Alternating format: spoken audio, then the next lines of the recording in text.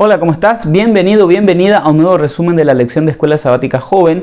Después de un tiempito volvemos con todo y me encanta porque estamos analizando la epístola a los Romanos. Vamos a ver un montón de cosas que Pablo escribió y que nos van a ayudar muchísimo a entender la relación de la salvación con la fe, la ley, la gracia, en fin.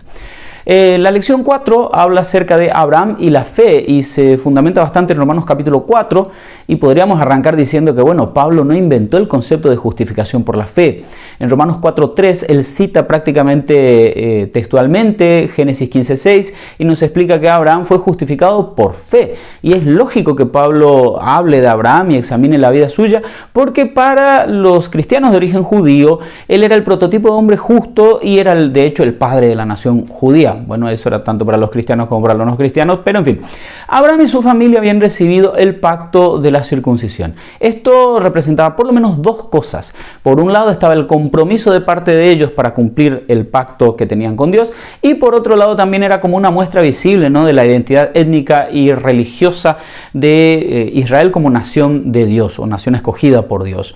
Es por eso que la comunidad judía del entorno de Pablo en esa época no podía entender cómo podía separar la justificación de la circuncisión. Es decir, tenías que hacer algo para poder ser justificado. Pablo estudia la vida de Abraham y descubre que de hecho la circuncisión no era tan importante para la justificación, ya que si te pones a ver allí en Génesis, él es declarado justo en el capítulo 15, pero recibe lo que es la circuncisión recién en el capítulo 17. O sea, Abraham fue justificado por fe antes de haber sido circuncidado.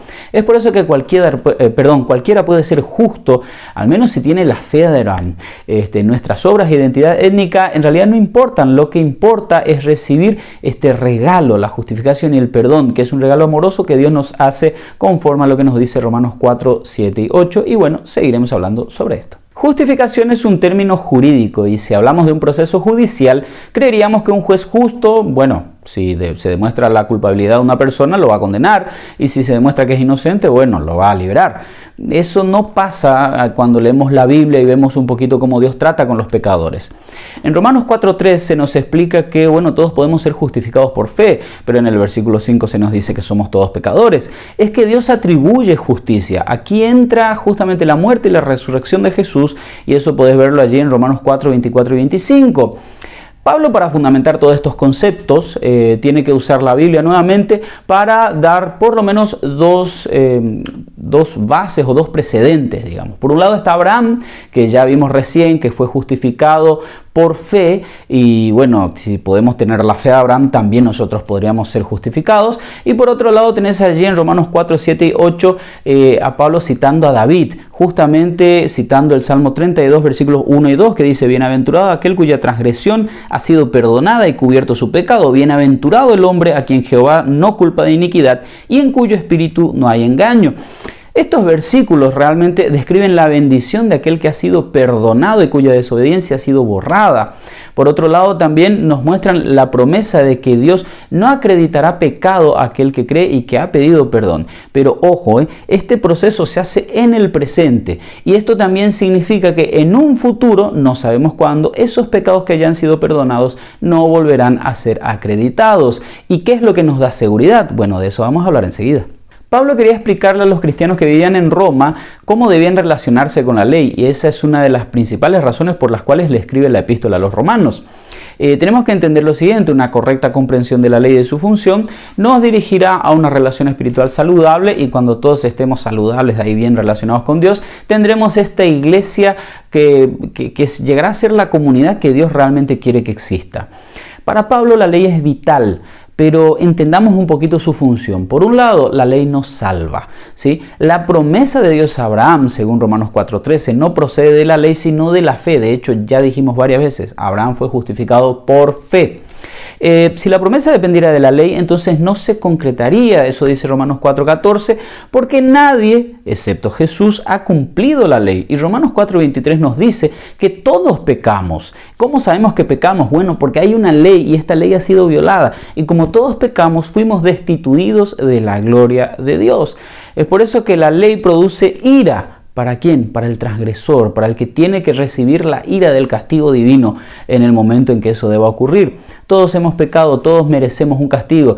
Allí es donde Pablo nos dice, chicos, reflexionen, la promesa de Dios de perdón y justificación no depende de la ley. La ley tiene otra función.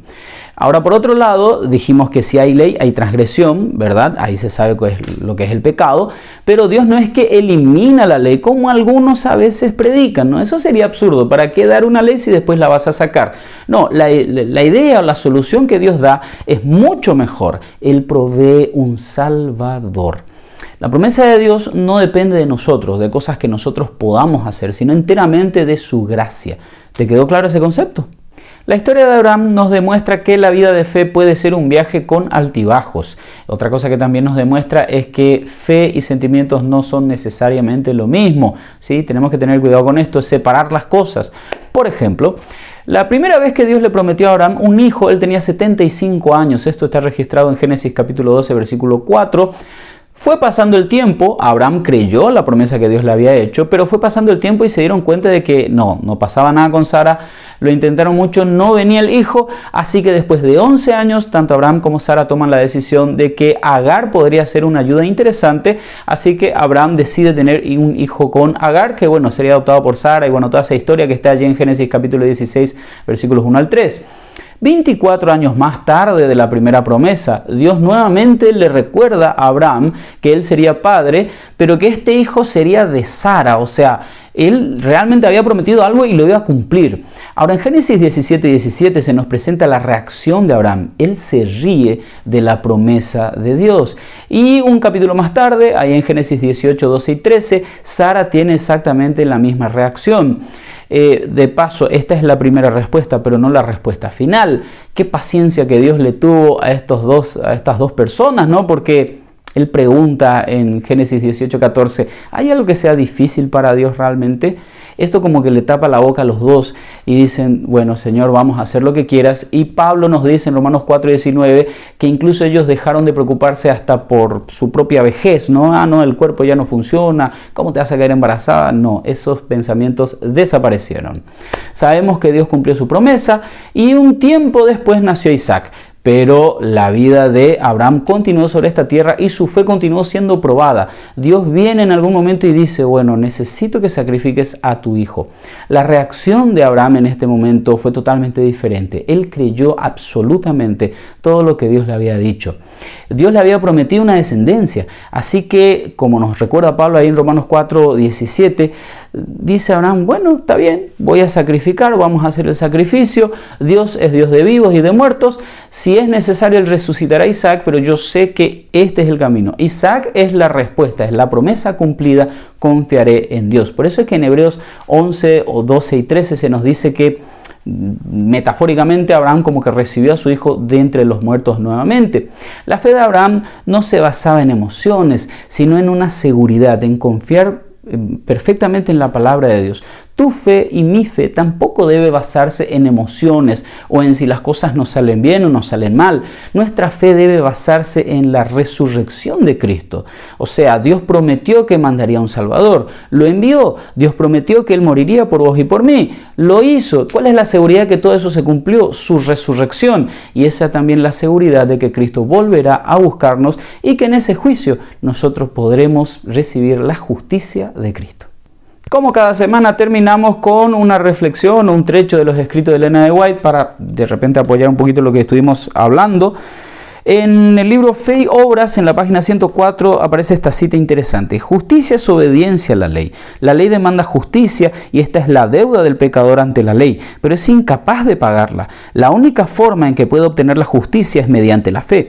Por medio de la fe puede presentar a Dios los méritos de Cristo y el Señor coloca la obediencia de su Hijo en la cuenta del pecador. La justicia de Cristo es aceptada en lugar del fracaso del hombre y Dios recibe, perdona y justifica al alma creyente y arrepentida. La trata como si fuera justa y la ama como ama a su Hijo. Así es como la fe es contada por justicia y el alma perdonada avanza de gracia en gracia, de la luz a una luz mayor. Creo que no necesitamos mayor explicación. ¿Quedó clarito, no, cómo funciona el plan de salvación? ¿Cómo está tu fe? ¿Ya te reíste de las promesas de Dios? ¿Estás en ese momento en el cual tu fe está siendo probada? Quiero decirte una cosa, las promesas de Dios son promesas que siempre se cumplen. Así que acércate a Él y pedile que te conceda ese perdón y esa justicia que necesitas. Yo voy a hacer lo mismo. Que Dios te bendiga y que sigas disfrutando de un excelente día.